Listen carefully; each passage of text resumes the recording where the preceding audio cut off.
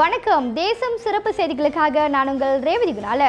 புனாந்தி ஸ்ரீ மகா முத்துமாரியம்மன் ஆலயத்தை மாநில பாரம்பரிய சின்னமாக அங்கீகரிப்பதற்காக கடந்த ஜூலை 21 செவ்வாய்க்கிழமை ஆலயத்தின் ஒருங்கிணைப்பாளர் டத்தோக்கோ பாலநம்பியார் பினாங்கு மாநில பாரம்பரிய ஆணையர் அலுவலகத்திற்கு சென்றார். இதற்கு முன்னர் ஜூலை 13ஆம் திகதியன்று பினாங்கு மாநில பாரம்பரிய ஆணையர் அலுவலகத்தை சேர்ந்த 7 அதிகாரிகள் ஆலயத்திற்கு நேரில் வருகை தந்து ஆய்வு மேற்கொண்டனர். 1886 முதல் 2026 வரை ஏறக்குறைய 140 ஆண்டுகளுக்கும் மேலான வரலாற்று பெருமையை தாங்கி நிற்கும் இத்திருத்தலத்தை மாநில பாரம்பரிய சின்னமாக அங்கீகரிப்பதற்காக கட்டுமானத்தில் பயன்படுத்தப்பட்ட செங்கற்கள், சுண்ணாம்பு, மேலும் அக்காலத்தை சான்றுபடுத்தும் பழமையான நாணயங்கள் போன்ற வரலாற்று சான்றுகளை கூடுதல் ஆதாரங்களாக சமர்ப்பிக்குமாறு அவர்கள் கேட்டுக்கொண்டனர்.